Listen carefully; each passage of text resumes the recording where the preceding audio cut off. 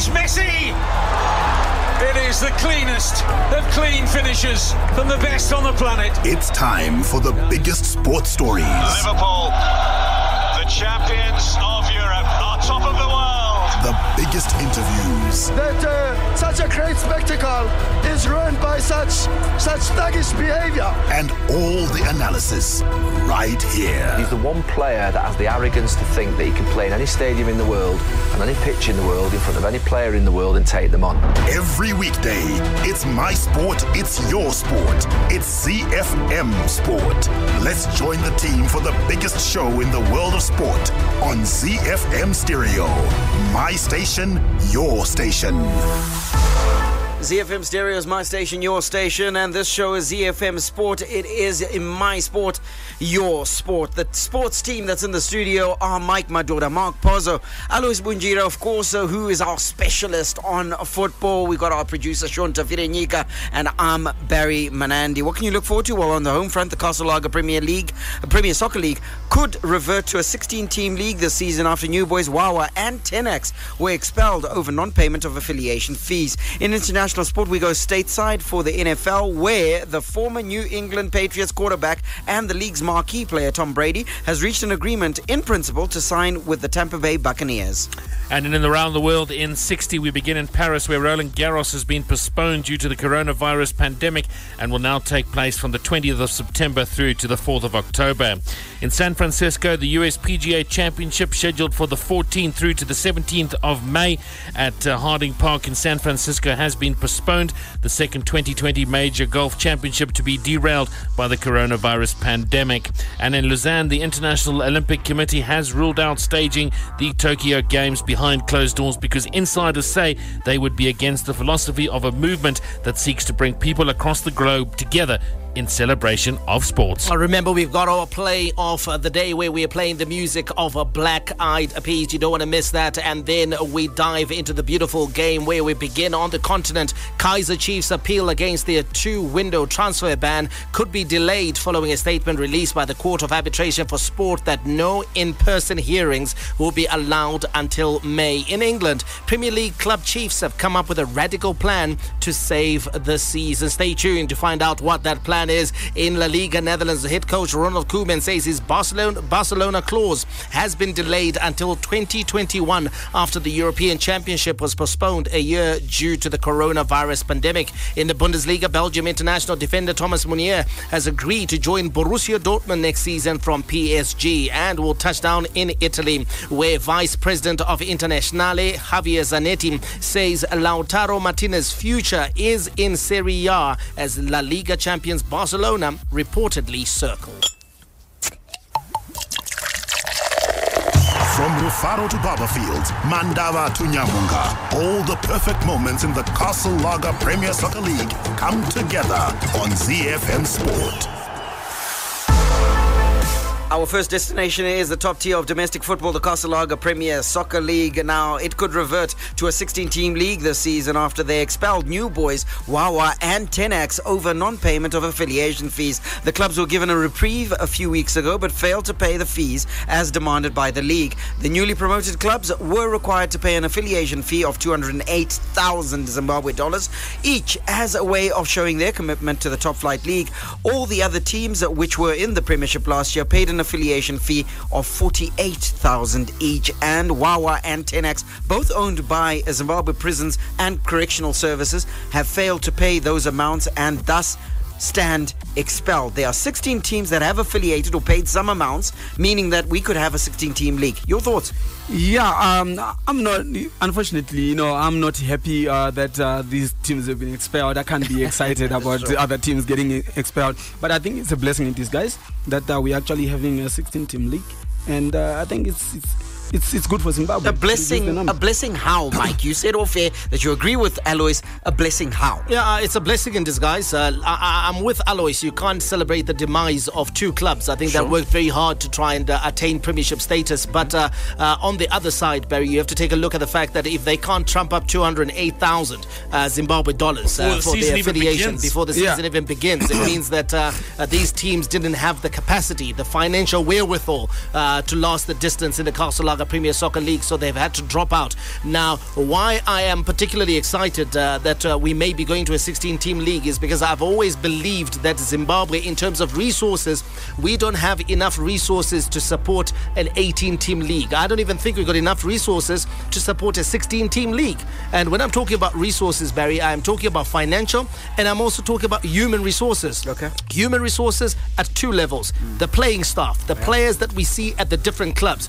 You see a distinct drop in quality once you pass sort of like the top 10 teams in the league. Right. From teams 11 through to 18, to be honest, some of those players have got no right to be wearing Premier Soccer League jerseys. Right. Those guys should be playing Division 1 football somewhere in Zimbabwe. And so from that level, and then also the quality of administrators, Barry. Okay. You and I have dealt with a lot of administrators, and we have been amazed at how these guys are at the helm of Premier League teams when they don't even have a clue how to go about their business. So for me, that is a concern. The quality in the human resource playing staff, as well as those that are operating off the field. And then the resources. How many teams have got sponsorship? Yeah, the financial resources. We are struggling with this homologation of stadiums right now. How many teams have got home grounds, save for the two platinum sides and ZPC Kariba? Who else has got, even the ZPC Kariba stadium, Nyamunga, is not up to scratch. Yeah, and if we're looking at resources, the last point there that Mike made, Pause, is absolutely pertinent, because financial resources are what runs the clubs. And in truth, many of the clubs are struggling with finances. And indeed, the situation with Tennax is an example, because they made a paid part payment to the PSL, and then they had 58,000 outstanding, which they're running around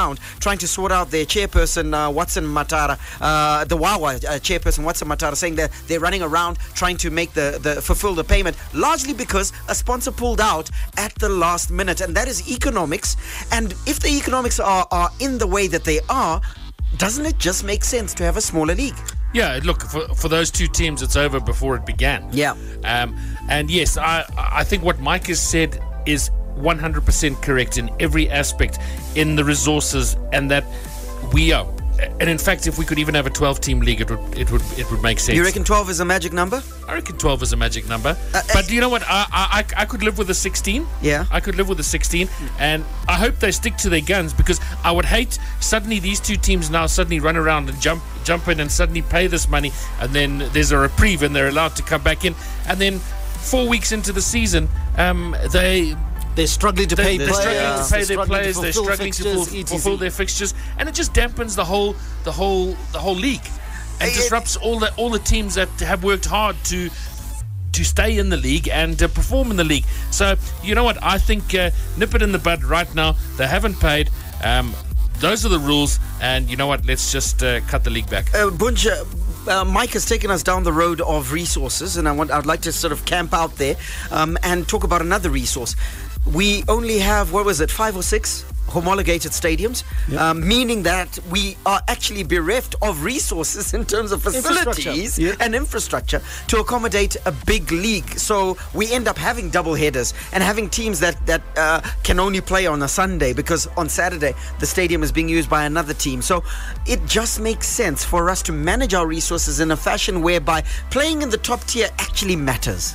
It does matter, and as much as people might complain about the economic problems and all that, I believe that if teams are run properly, if we do our things well, there is still money that can be gotten out of football. Clubs can actually make a profit out of playing in the top flight. Let the teams that have got the resources, that have got the money, participate in the team. That's why I'm for a few teams. 12 teams. I agree with Mark. 12 teams that are well financed, and we don't really need, if the councils are not playing ball, we don't really need to actually play in those kinds of stadiums. Go to Harare Sports Club.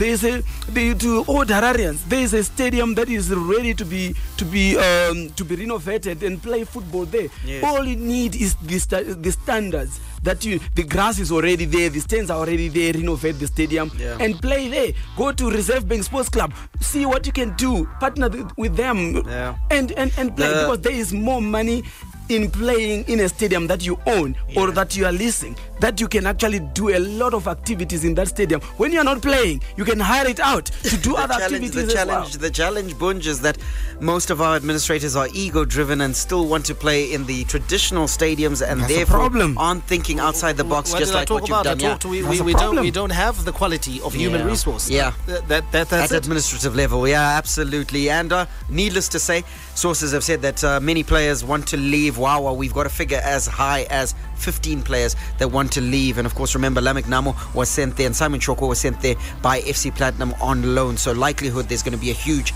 exodus. It's sad news, but a blessing in disguise. Hi, I'm Clemens Matau, chicken in midfielder. You're listening to ZiFM Sport. Moving on with the rest of our local sports news roundup, we'll go to cricket, where following the measures announced by President Emmerson Mnangagwa in the wake of the coronavirus pandemic that has been declared a national disaster, Zimbabwe Cricket ZC has with immediate effect suspended all forms of cricket in the country. ZC says the health and well-being of their players, staff, supporters and the entire cricket community are their highest priority. To hockey, and the executive board of the Hockey Association of Zimbabwe has resolved with immediate effect all hockey events scheduled in March to the end of April will be postponed indefinitely. These events include and are not limited to national level IPT events, festivals, coaching clinics, domestic provincial leagues and international invitational series. This measure will be reassessed in mid-April. To athletics, and organisers of the annual Econet Victoria Falls Marathon have temporarily suspended registration for this year's edition due to the raging coronavirus. The marathon had been scheduled for the 5th of July in the resort town and becomes the latest on the list of suspended sporting events since the outbreak rose rapidly. The event has been running annually for more than a decade and has been a draw card for the tourism sector as it attracts the numbers and revenue. That's your local sports roundup. International Sports News Roundup, where the world comes out to play.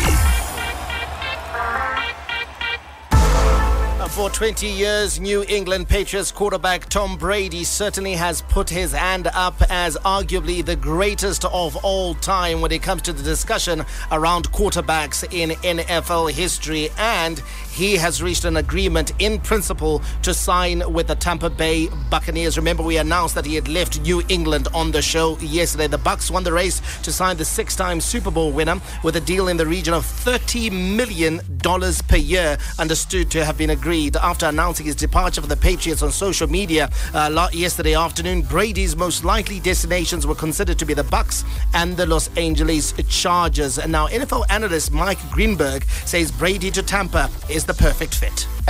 New England last year, Tom Brady was throwing the ball to people I've never heard of, and I have nothing in my life better to do than be following who the people are catching passes in New England. And I will give you the place he should go right now, which is way better for him than Tennessee, way better for him than the Los Angeles Chargers, which has been a very popular choice, or the Las Vegas Raiders, which would be a disaster for both.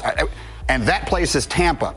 Because you need to get the heck out of the AFC. We now live in a world where only one team is going to get a bye into the playoffs on both sides of the ledger.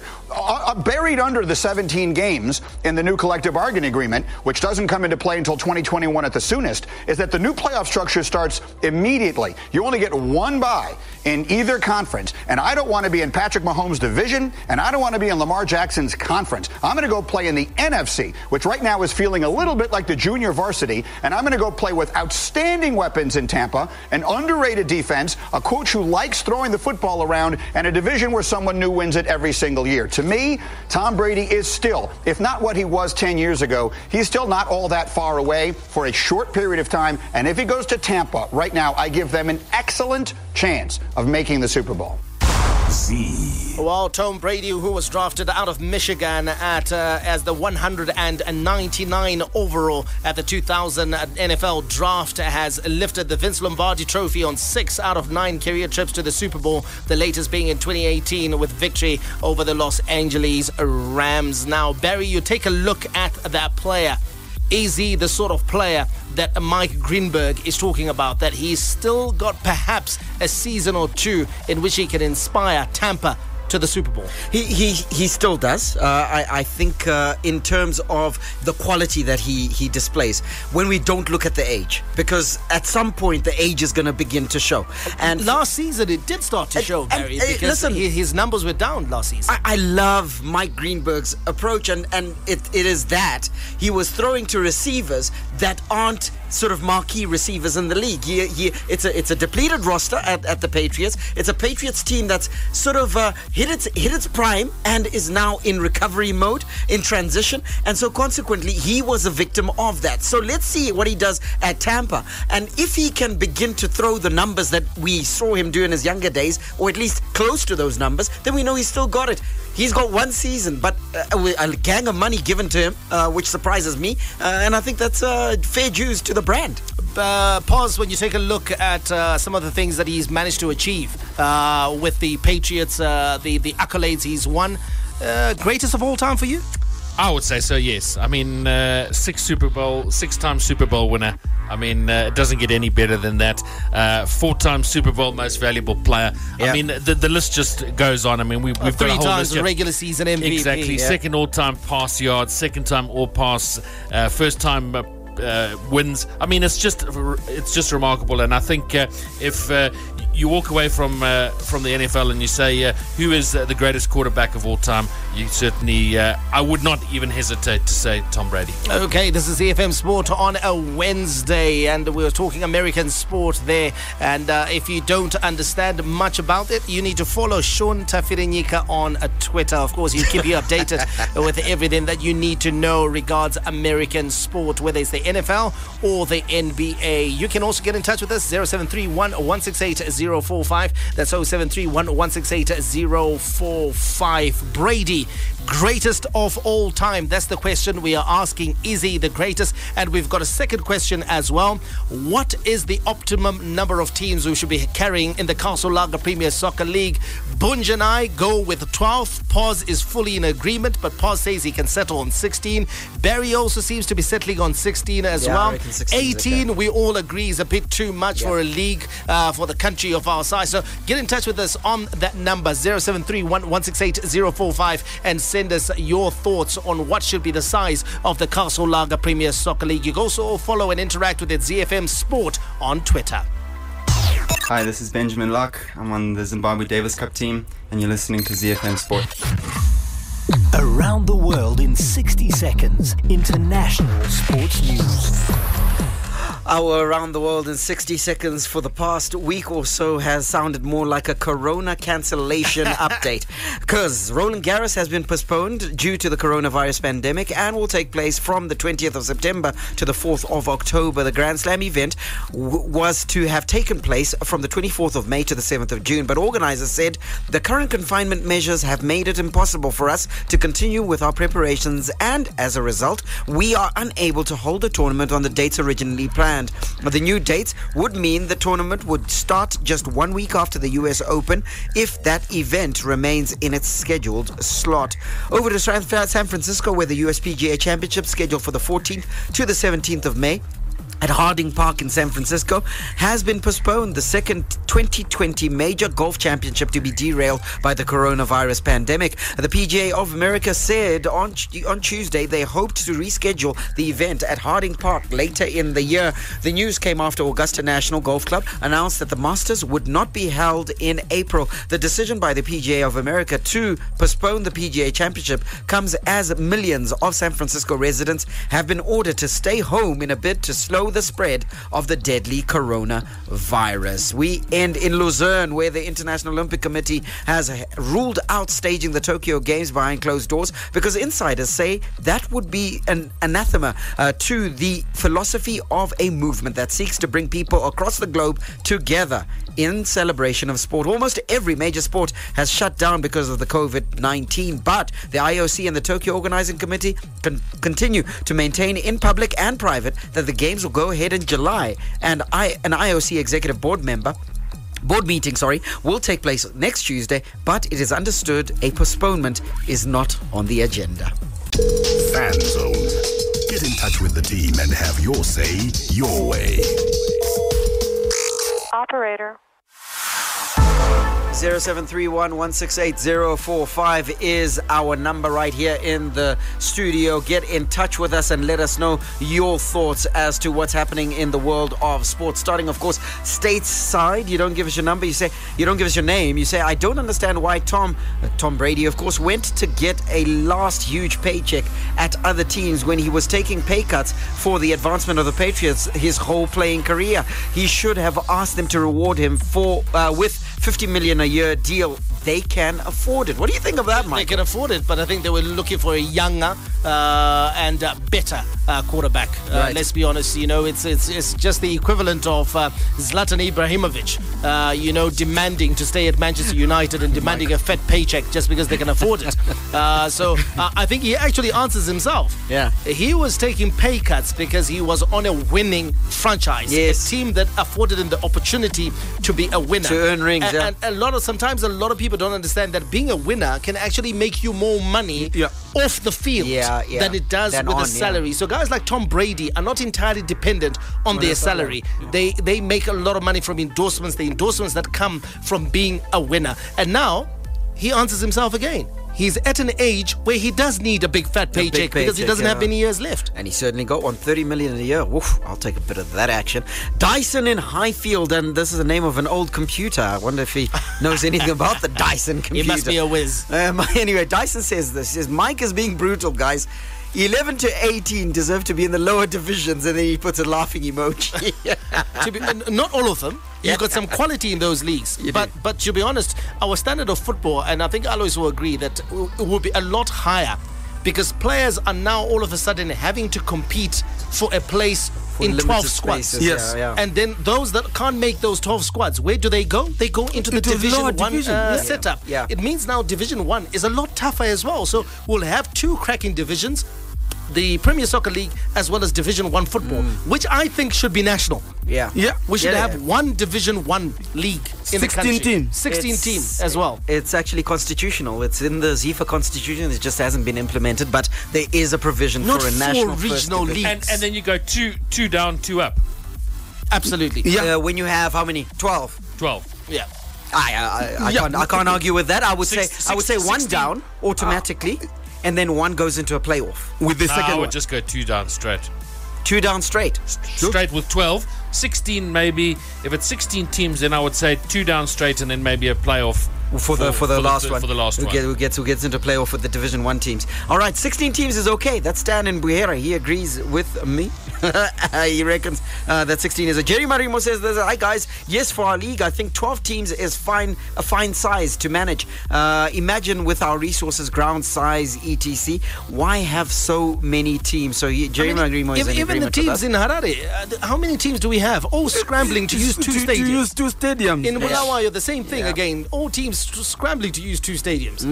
It's unreal, and I don't like the fact that teams don't have a defined home. Yes, Mikey? The one thing that you guys feared, I mean, there's some breaking news here, and this we spoke about when Zdravko Logarusic was appointed, that the love affair with Zifa wouldn't last long. Well, it was going to be tested because news is that Warriors coach Zdravko Logarusic today came face to face with his employer's modus operandi when in front of everyone he exchanged words with CEO Joseph Mamutsa when the Chan squad was ordered to break up. Logarusic told Mamutsa that the players who had been in camp for 2 weeks should be paid their allowances before they break camp. That was when all hell broke loose as the CEO advised the coach there was not a single cent to pay the players their camping allowance. The coach was miffed to learn that, after which the players told him that they actually owed more, with big international squad having been waiting for the Algeria AFCON qualifiers to make their message of non-payment clear. So the issues of money now are beginning to rear their heads. What's going to come? Logarusic is standing with the players, and rightfully so. And that's emblematic of and similar to a coach we all knew and loved, the late Reinhard Fabisch, who used to stand with his players as well. So that's a good start for old Logger. He's ticking the boxes. He'll endear himself to the players, but with Zifa, his employer. But at least he's got a contract. Yeah. You know, he's standing for his players, and this is what he stands for. You know, why organize a camp when you know? who doesn't know, unless the Zimbabwe Football Association organized the camp not knowing what is needed for it? Because you know that players will need their camping allowance. And this allowance, for crying out loud, they are not supposed to be paid on the day the team is leaving. They should be getting the money when they arrive. It's on arrival, not on departure time. What did I talk about again when I said we have a paucity when it comes to the quality of human resource? Leadership. The leadership is lacking in sport in Zimbabwe. We've got people who are there because they've manipulated the politics of the sport and have assumed power, as it were, but they don't have an idea how sport, or in this case football, is run. Yeah, shucks. Unfortunately, we used to have them before. They've been frustrated out of the system. They've been frustrated out of the system and squeezed out. Tandi in Bulawayo has a wide-ranging message. Hi guys, I love the show. So sad COVID-19 is affecting sport. He's happy. Man of the match. Yeah, happy Zim Corona. Saints. Yeah, Corona, straight away. Happy Zim Saints are back. Can't wait for real Bulawayo derby in 2021. And then says to Mr. Winjira. Are you Mr. Winjira? I'm here. Yes. That's very respectful. The esteemed Sir Winjira. Do you think that the 1995 under-23 team, of which you are a part, is the greatest ever team that Zim has had? Yes and no. I think you're kind of conflicted, though. But yeah, give us your thoughts. Yeah, I think when you look at the composition, the way the team, because I was the balance of the team, the balance of the team, the camaraderie that was in the team, and if that team had been kept intact, I believe that it could have gone on to go to a lot of places because of what was happening there. We actually believed that it was going to happen, but it didn't happen. You know, we thought so. You know, but when I look back at the same time, they might not have won or qualified for the AFCON, but I still believe that the dream team was absolutely strong. I think the dream team operated at a time when it was very difficult to qualify for AFCON, and also very difficult to qualify for the World Cup. Remember, there were 3 teams that went to the World Cup in Zimbabwe. At the unfortunate thing to be drawn with Cameroon, who were then the best side on the continent, and we gave them a good run for their money. Exactly. To be honest, in terms of qualification, we beat them here and they beat us in Cameroon. Absolutely fantastic. But in terms of under 23 teams, I think, like what Alois is saying, there have been 2 missed opportunities with his team, the 1995 team, and then also with the team that was captained by Tulani Ngube. The one that had Ronald Sibanda, that had Ngobisita Ngube, you know, that team with the Nasiza Koza and Benjani Marwaro. That team, we missed an opportunity because those 2 teams were able to compete at the very top on the continent. For sure.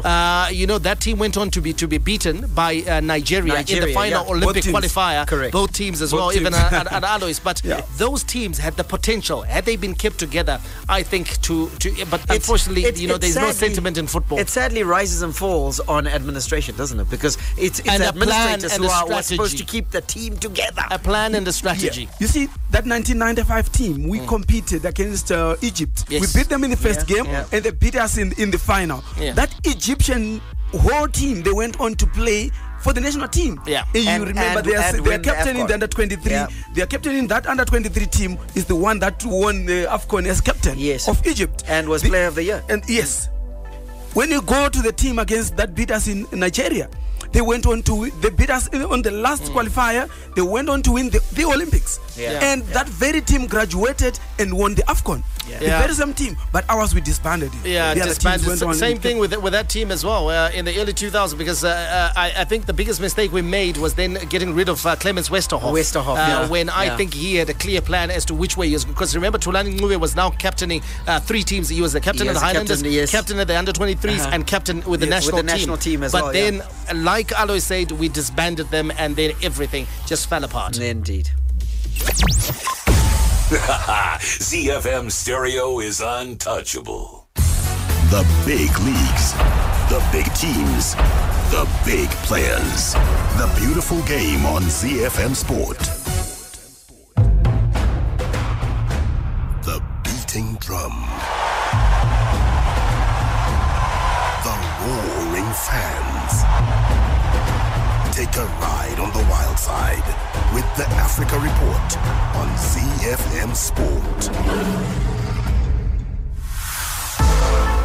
Let's go to Mzansi. Kaizer Chiefs appeal against their 2-window transfer ban could be delayed following a statement released by the Court of Arbitration for Sport, the CAS, that no in-person hearings will be allowed until May. The Amakosi had already filed their appeal to the CAS in an attempt to be allowed to sign and register new players for the upcoming season. However, due to the coronavirus that has hit the world, the CAS said it will conduct hearings by video conference or even cancel them depending on the circumstances of each individual case. The Soweto Giants were found guilty of illegally signing and registering Madagascar international Adria Mirado Dax Andriana Maminana in August 2018. Now, that fella, we'll call him Dax for the purposes of the show, because we're not going to be saying Andriana Mirana all over the place, okay? So, what are the facts around this case, Barry? I mean, what is it? Because we all know that Kaizer Chiefs is banned. They can't sign players. What are the facts around this case? Well, at the time of the signing, Dax's former club, Forza Junior, claimed that the player was contracted to them and therefore ordered Chiefs to pay a transfer fee, which they apparently didn't pay. They got him on a free. FIFA then provisionally allowed Chiefs to complete the signing of Dax, but Forza Juniors went ahead with their complaint and waited until February the 9th, 2020, when the world's football governing body ruled in their favour, and that resulted in that 2 transfer window ban. Now, Alois, it means as things stand right now, Kaizer Chiefs cannot sign or register new players for the upcoming 2 transfer windows, and that's a blow for them because they look like they're going to finish in the top 2 in the ABSA Premiership, and finishing in the top 2 earns them a place in the CAF Champions League. Yeah, it's a big blow. It's a big blow to them because definitely they needed to bolster their squad for the Champions League. When you look at them, they look like they are lightweight for Africa. We spoke about compared to those North African teams that we've seen. Yes, they are lightweight. They need to bolster their squad, and what they need to bolster their squad, not with the players that are within South Africa. They need to go out in Africa. You know, so all the that's time, why they wanted Dax. Exactly. Yes. You know, He's got them in so it's actually a big blow for them. But 2 transfer windows, I guess, it's not a lot. Because 2 transfer windows is like in 1 year. It's just 1 year. I'm sure they can hold on. They can forgo this one. They can try to go as far as they can in the Champions League. But with Orlando Pirates fast improving under their German coach, Mamelodi Sundowns already has sniped one of their best players, and we know Mamelodi Sundowns are going to go onto the market and buy good players. Can they afford not to develop, not to progress? It's difficult. It's difficult for them. It's difficult for them because they need to keep up with Orlando Pirates and Mamelodi Sundowns. Those are their direct rivals. They need to maintain the pace. Bidvest is also somewhere Bidvest there. Is also there, and remember, Bidvest is also the team that also imports a lot. They import a lot. They import a lot of players, so they are a big threat as well. And don't forget SuperSport as well. Yeah, SuperSport is a big threat. So they need to maintain. They need to keep up. One slip up, then they can go down. But what I just don't understand is they got permission from FIFA, and the same FIFA gave the verdict to the Madagascar team as well. So why they banned them when they are the ones that gave them the go ahead in the first place? I'm a bit confused about the whole issue. All the rivalry. Here is Harry Kane for Tottenham. Oh, what a goal! A classic derby goal from Harry Kane. Catch him if you can. All the stars. Oh, back here's Liverpool 2 in front. Talk about impudence. Talk about improvisation. Talk about Sadio Mane. And all the game-changing moments. And Raheem Sterling rattles it home. And once more, City are in front in a trice. All the updates from the Premier League on ZiFM Sport.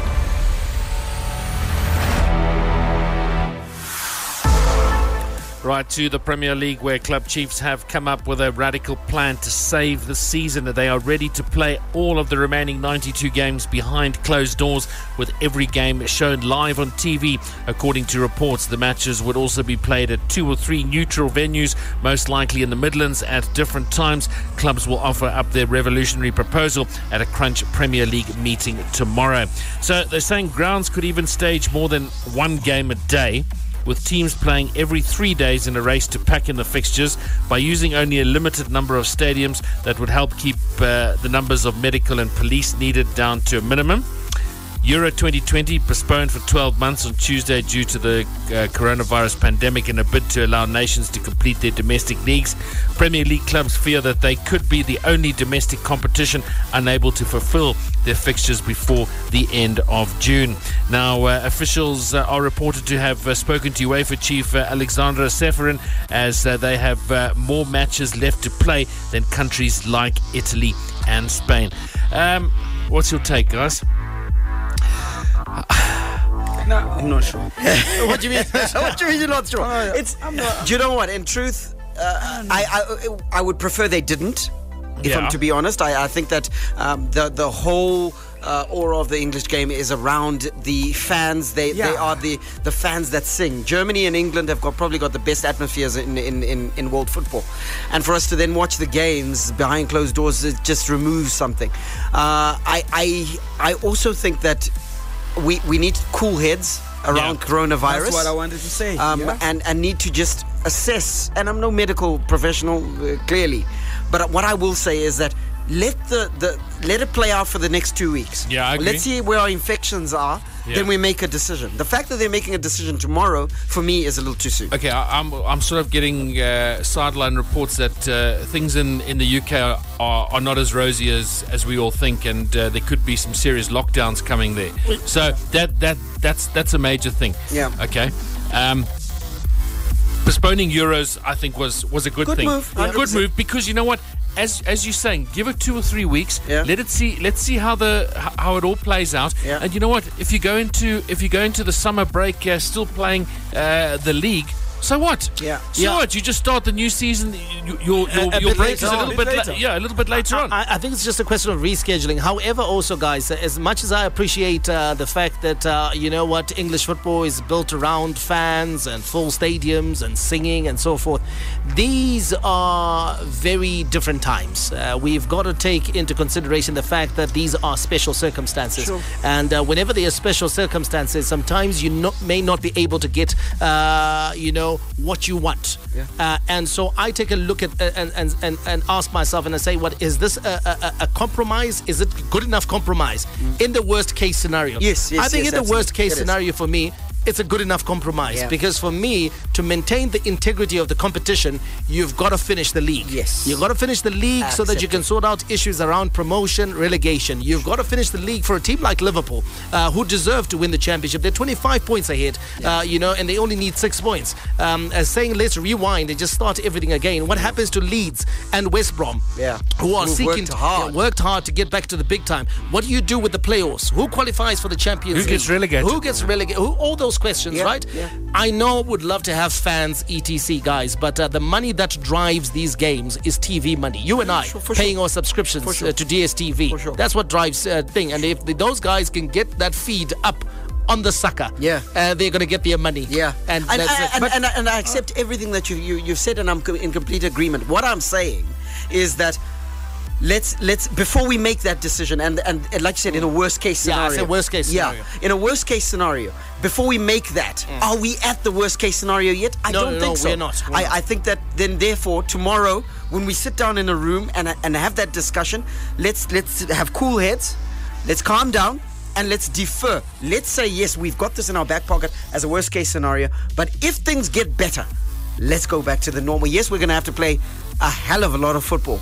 but let's get it done.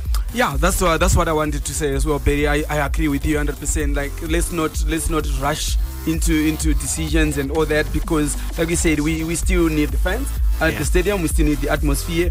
Let it be a worst case scenario when we have got nothing else to talk about. Let's give it even a month. Let's give it even a month. Yeah, let's chill for a month. I believe. I'm also with that. I think 2 weeks is a bit too much. 2 weeks is a bit early. Maybe a month. Because England has not reached its peak with as far as the virus is concerned. The number of infections is still rising. So the 2 weeks is still early. I'll give it maybe a month. When it's at peak, when it's going down, then we can decide, are we going to go to the worst case scenario, of which I think it's acceptable if we go that route, because the league has to finish.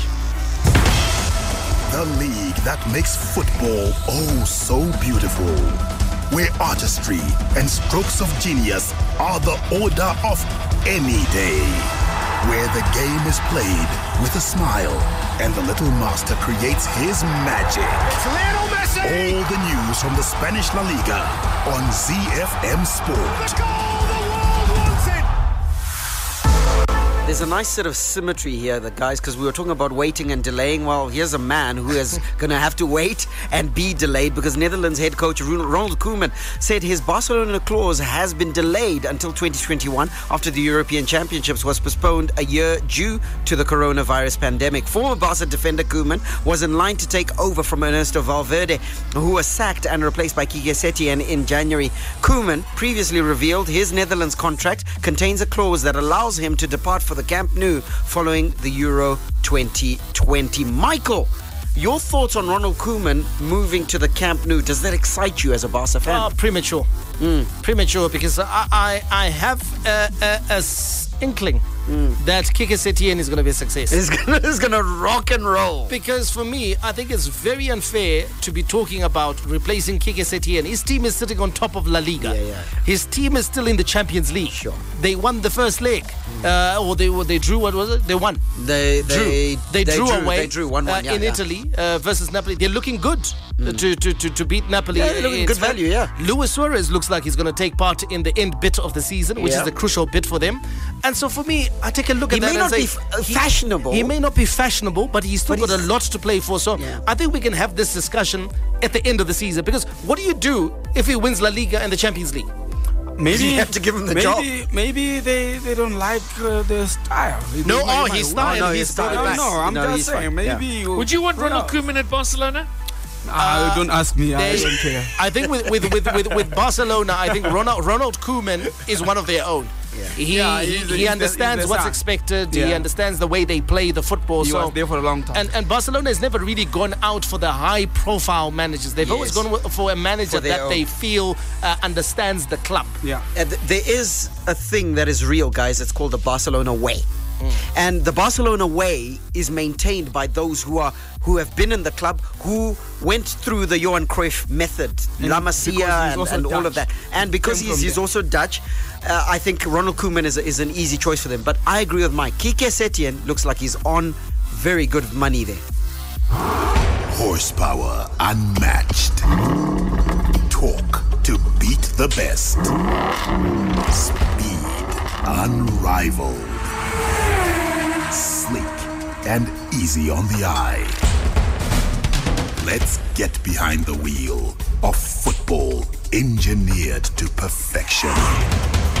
The Bundesliga, made in Germany. Belgium international defender Thomas Meunier has agreed to join Borussia Dortmund next season. Sources have told ESPN and will sign a 4-year deal worth 50 million euro, including a signing-on fee for the German club. The Belgian wanted to stay in Paris, where he arrived from Club Brugge at the end of the 2015-2016 season, but could not reach an agreement for a new contract with the French champions. And so he'll continue his career, Alois, at Borussia Dortmund. And Borussia Dortmund look like they're building a very good team. Yeah, I like what is happening at Borussia Dortmund, and I think they stand a chance, in the near future to actually challenge Bayern Munich. You look at Bayern Munich, their squad is aging. We talked about yesterday that they're actually re-signing their old horses. Thomas Müller, Manuel Neuer. Yeah, I think it's good for Borussia Dortmund because they've got fresh youngsters that are coming through, and they might just. It's going to be a team of flyers. Yeah, exactly. If you take a look at the players, the young players. The likes of Emre Can and Alex Witsel and Mats Hummels, those are the old players. Marco Reus, those are the old players. But you take a look at the likes of Jadon Sancho up front, the young man Erling Haaland. Those guys are at the cusp of greatness. Thorgan Hazard as well. Absolutely. And you look at Julian Brandt. Yeah, I mean, look at Meunier, the one you've just announced. He's replacing Ashraf Hakimi, a player who is phenomenal. He's going back to Real Madrid, and you can see it's quality for quality. In fact, the quality is going higher and higher with every signing that they make. Okay, and just one more story, one update out of Italy. Indeed, Inter Vice President Javier Zanetti sees Lautaro Martinez's future in Serie A football as La Liga champions Barcelona reportedly circle. Barca have been heavily linked with a move for Martinez after Lionel Messi and Luis Suarez hailed the Inter star. Martinez, who has also attracted interest from the likes of Real Madrid, Manchester United and Manchester City, is seen as the long-term replacement for Suarez at the Camp Nou. This is a player I like. I would want to see him at Barca. In fact, I'd want to see him at any club, including Inter, because he's a phenomenal footballer. Yeah, but when Barcelona comes knocking, every player you answer the phone. You answer the call. He's Argentine as well. Yeah, exactly. Which means that the Messi influence is massive. It's a big one. Yeah, exactly. Because he's got the opportunity to form that partnership at national team level. Yeah. He's not yet a first choice for Argentina. But he goes to Barcelona. He becomes. His stock is gonna rise. He's now front of the line because they'll look to themselves and say he plays with Messi week in, week out. So you might as well put the So this is just Zanetti defending his own and wanting him to stay. Please stay. It's a plea for help. No, his future is in La Liga. It's a plea to say, Martinez, please stay. We can't stay because we have to go. Our time is up. We'll catch you tomorrow for our shortened show. May God richly bless you. That's my story, and I'm sticking to it. Manande, out.